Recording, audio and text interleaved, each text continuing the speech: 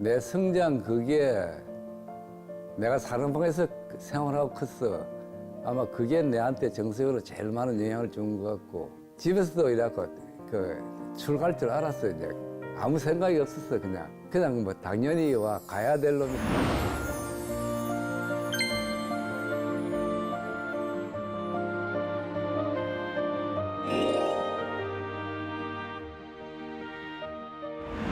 노장사상 아마 내가 기본적인 아마 깔린 거는 노장사상인 것 같고, 노장사상 하다 보니까 자연히 이제 인도 철학의 범아이라든지 도가적인 사고, 인도 철학이 가지는 그 불이론, 해결이 가지는 이제 변정부터 논리학.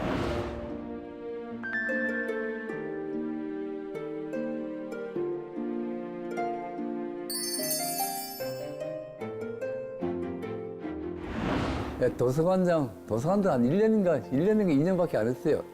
도서 목록하고 해제, 키워드 정도는 정리됐으면 좋겠다. 그 당시로는 컴퓨터가 계산 정도지, 인문계에 거의 사용할 줄 몰랐어요. 몇 년 후에 이제 겨우 이제 꿈을 꾸게 된 거지, 이제.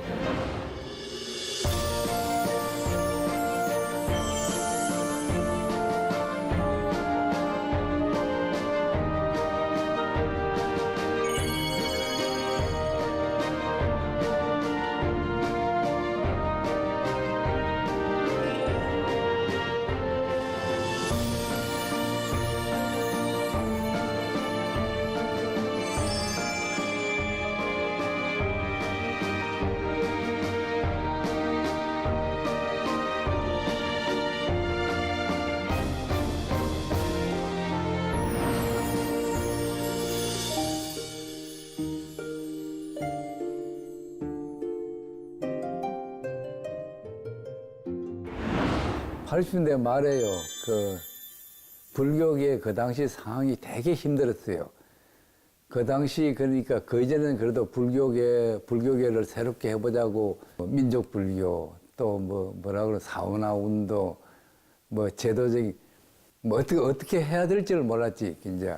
그래서 이라고 주위에 있던 선생님들이 전부 다 이라고 다 외국에 다 나왔어요. 일본, 미국 그래라고 나는 그때라고요 토굴에 살았었는데. 일본에 그때라고 종무 스님이라고 저 하나존에 가서 공부하던 스님이 있었는데 1년 동안 살면서 논문 한 편 쓰자면 된대. 그러면 가지 그냥 여기 있어봐야 할 일도 없고. 그래서 일본 가게 된 거라 이제.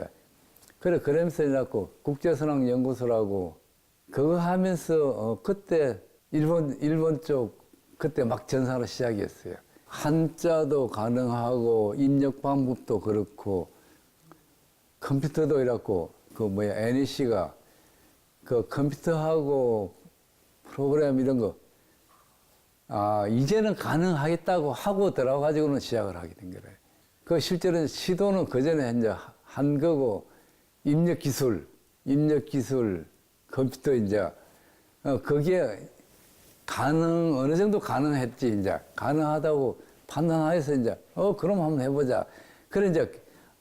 요전에 이야기돼서 일본 가기 전에 그 당시 이제 다른 사람이 할 일이 없을 때 다 외국에 나왔었는데 이거 같으면 한번 해볼 만한 일이다. 그래서 이래갖고 이제 밖에 있는 사람들 그럼 와서 한번 해보자 이제 작정을 하고 이제 들어온 거라 그때.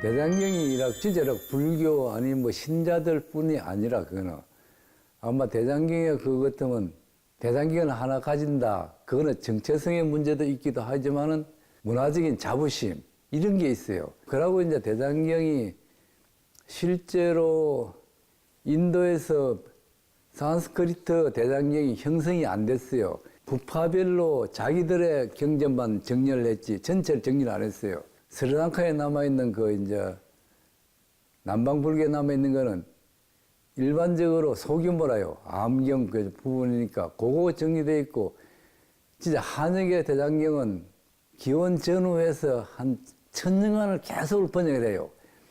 번역을 하면서 중역도 하고, 그러니까 두 번 번역도 되고, 또 산질도 되고, 잃어버리기도 하고, 모든 종파의 시대가 구분 없이요. 한목에 번역이 돼요. 그러니까 이거는 정리할 수가 없어요. 그러니까 전체를 갖다가 한 자리에서 배분을 해야 되거든요. 이제 그게 대장경이라요.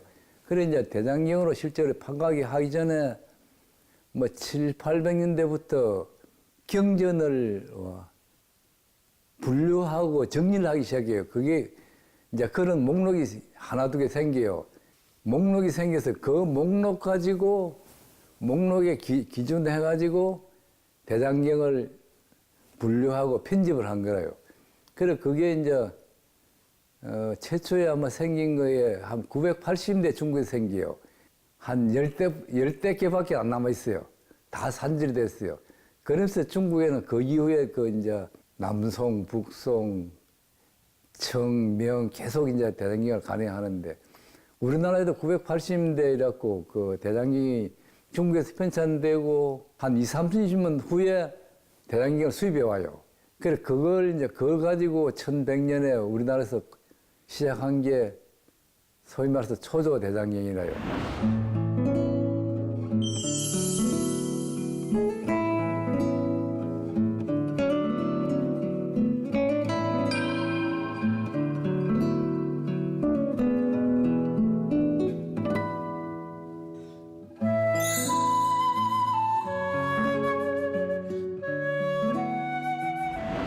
그러니까 우리나라도 이라고 진짜 두 번째, 세계에서 두 번째 이라고 조성한 거래요. 그래서 그게 이제 불타고 새로 조성한 게 지금 해인사, 우리가 말하는 팔만대장경. 한역대장경 중에서도 고려대장경이 가지는요, 의미는 굉장해요. 1000년 동안 그 동아시아 한역불교예요. 기본 텍스트 역할을 해요. 뭐 교정도 잘 벗고 옷자도 없고 편제도 잘 그대로 하고 대장경은 실제로 중국, 우리나라, 일본요 거의 대장경에 입장한 거는 다 공인됐다는 이야기를 공인된 것만 대장경에 입장할 수 있어요. 그러면서 일본에서도 이렇게 대장경을 하려고 일본도 그때부터 계속 해요. 그런데 이라고 실제로 그 사람들이 완성시킨 거는 1700년대라요. 1800년대라요. 100년 전에 신수대장경이라고 활자 대장경을 만들어요. 그래 이제 활자화 시키고 난 다음에는 인쇄사 아니면 그런 측면에서 본다 그러면요. 활자를 우리가 상용화하기 전에는요. 정보를 복제하는 수단이 없었어요. 필사는 정보를 복제하거나 정보를 뺏긴 해도 오류가 많아. 근데 활자는 그대로 복제가 되잖아요. 그게 정보를 복제하는 수단인데 해인사께 뭐 그동안에 그러니까 한역의 기본 텍스트 역할을 했지만은 목판이란 성격이 있어요. 그게 이제 활자가 생기기 전에 정보를 복제하는 유일한 수단이었어요. 그게 이제 중국, 우리나라, 티벳에서 늦게 시작해도 지금도 만들어요. 그래 아마 목판이 활자가 생기기 전에 정보를 복제하는 수단으로서요. 진짜 역할을 했어요. 아마 그 유물로서도 현존 남아있는 것도 아마 해인사께 최고의 그 판본으로 해도 좋아요. 그거는 생각해도.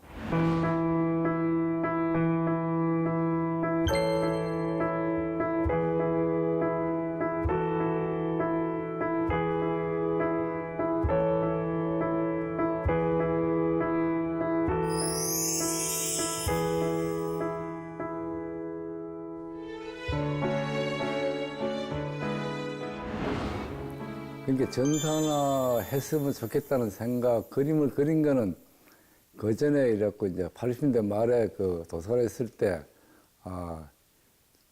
그 진짜 대장경에 목록, 해제 뭐 이런 게 있으면 좋겠다 이제 했는데, 그때는 여건이 됐었는데, 실제로 일본 가서 보고 하니까 환경이 이제 가능하다 판단하고 주위 사람들한테, 야, 이거 하자, 이거 할만하다, 이제 그 사람들이 다 재미있어한 부분이 있어요. 컴퓨터 환경도 어느 정도 조성이 됐고 또 하나 이거는 정보사회에 진입하는 불교의 미래에 대한 그 그림이잖아 이제.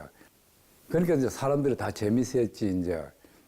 그래서 이제 해외에서 시작한 거지. 해외에서 시작했는데 실제로 이게 그런 뭐 세부적인 기술 그런 뿐 아니니까 뭐 사업적인 이런 거는 전혀 생각을 못 했지. 시작하고 보니까 기술적인 문제도 봉착된 게 많았고 또 하나 사업적인 부분이지. 아마 그런 거까지 다 계산했으면 아예 엄두를 못 냈을 거였는데 바깥에 보는 측면에서는 진짜 좋았어요. 불교회가 실제로 근대화 과정에서 실제로 앞장서 본 일이 한 번도 없어. 아마 세계에서 제일 이라고 먼저 이라고 기치를 등기고 빨리 한 거고 모처럼 불교계가 이라고 진짜 시대 흐름에 제일 앞장서서 나가는 거다. 그래서 다 재밌어 했지. 초기에는 그러니까 뭐 불교 후원금 모금하는데 아마 30%에서 40% 정도가 후원금으로 충당했어요. 그 다음에 정부 지원금. 그러니까 불교계 내부에서도 그랬고 정부 당국에서도 그랬고 기업체들도 재밌어하고 후원도 했고 그 덕에 아니라 세계에서 제일 빨리 됐잖아요.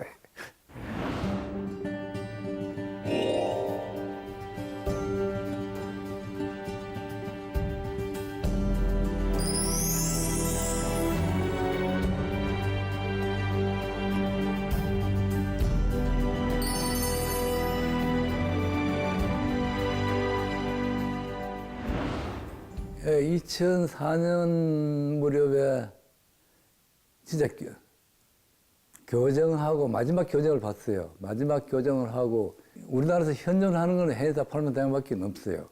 없는데 그 이전에 그러니까 1100년에 우리나라에서 그 초조 대장계를 만들었거든요. 1240년대가 몽골한테 불탔어요. 불타고 그게 찍은 판본이죠.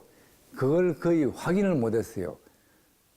그래갖고 불타고 없어지고 해인사께 남아있으니까 그 이전 거에 대한 우리는 거의 관심이 없었어요.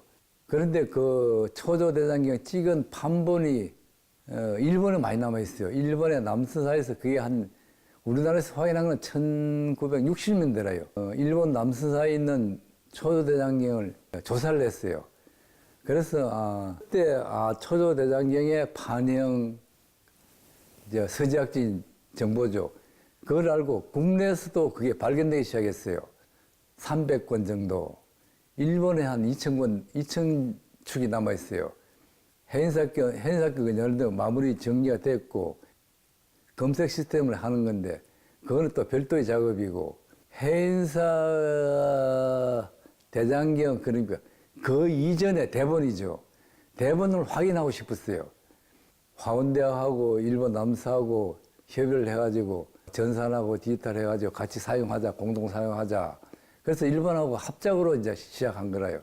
그래 우리가 한 거는 해인사의 대본을 알고 싶었죠. 그 이제 차이점도 알고 싶었고 전체 변제도 이제 하고 싶었고 6년이가 걸려서 거의 마무리했어요. 디지털로 서비스도 하지만은 우리가 하고 싶은 거는 진짜 해인사에 거기서 대본을 하고 싶고요. 그래가지고 또 확장된 게 두 가지가 있어요. 그 당시에 중국에서 최초의 대장경 만들 때요.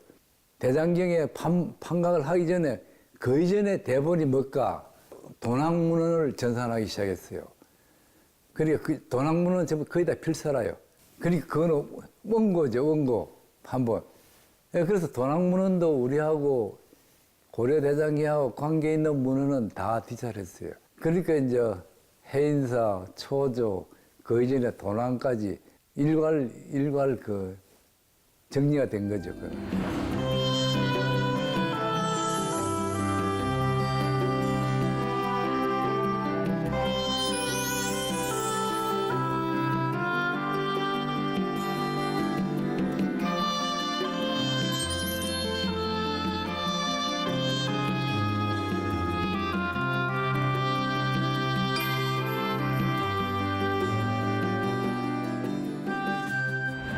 그동안에 그러니까 뭐 대장경 관계, 불교 관계 자료들을 수집을 했어요. 수집을 했는데 지금 서울서 뭐 자료실 하나 만든다는 거는 너무 힘들고요. 내려오면서 이제 이름이 책박물관이지 이제 그러면서 이래갖고 집이 커져버린 거라요. 이제 커져버렸는데 원래는 이제 혼자 내려올 생각을 하다가 자료가 내려오는 바람에 집이 커져버리고 하지만 그동안에 연구소를 같이 하면서 진짜 여러 팀들이 참여를 했어요. 그러니까 일 따라서 그 프로젝트 따라서 팀들이 뭐 그래 불교학 팀은 물론이고 한문팀, 중문과 그렇게 해갖고 분야별로 그 각 팀이 움직였어요. 자료실 겸 뭐 세미나 작은 세미나죠.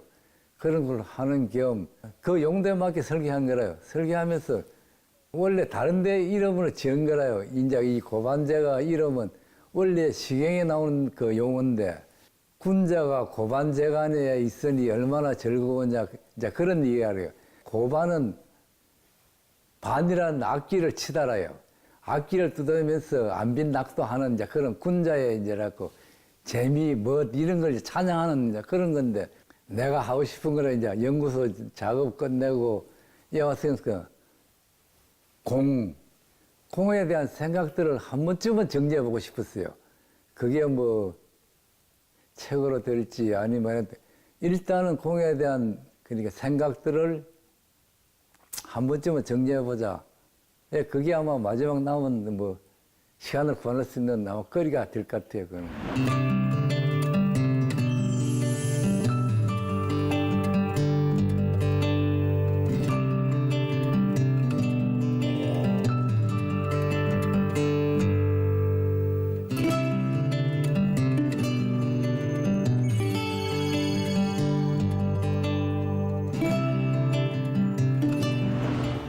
지금 그래요. 진짜 불교가 지금 사회는요. 불교가 불교만 있는 건 아니라요. 지금 다른 종교도 있고 다른 사상 밖에 우리가 있는 걸 해석해내고 어떻게 봐야 될지요. 아마 그걸 우리는 생각을 해야 될 것 같아요. 불교는 불교만 있으니까 상관이 없었는데 지금은 기독교라는 전혀 다른 그러니까 어떤 의미에서도 종교 형태거든요. 진짜 기독교에 있는 그 창조적인 개념, 인격적인 신의 개념 그런 건 우리한테 전혀 없는 거라요. 그런 걸 우리가 어떻게 받아들여야 되고 어떻게 해석해야 될지 아마 그런 거. 그 다음에 지금 우리 근대가 가진 과학적인 입장이죠. 과학이 우리한테 주는 그것도 되게 많기는 하지만은 과학만 가지고 안 되는 게 있어요. 문명 아니면 거대한요. 우리 입장. 좋든 나쁘든 우리도 받아들여야 되고 그 안에서 우리가 자리를 잡아야 돼요. 그런 의미에서 이제 우리한테 근대화 과정에서 우리한테 밀려왔던 이제 서구의 그 바람들, 진짜 다른 종교 사상들요. 그에 대해서 조금은 눈을 두고요. 그걸 우리가 어떻게 봐야 될지 아마 그거에 대해서 많은 생각을 했으면 좋겠다. 그 정도로요. 힘들지만은 하고 싶은 일을 하고 살았던 게 살 수 있었어요. 그거는 좋았다고 생각하고 일반적인 사회적인 개념에서 보면 전혀 행복은 아무 상관없는 거라요. 내가 하고 싶은 마지막 이제 일을 할 수 있는 그거. 나는 일반 사회에서 말하는 편한 거, 출세 그하고는 진짜 아무 상관없는 거. 내가 하고 싶은 거 할 수 있는 일을 했고 또 할 수 있는 그게 있다 이제 그게 행복이라고 생각하죠. 그런 식으로 보면 진짜 하고 싶은 거 할 수 있는 그거라요.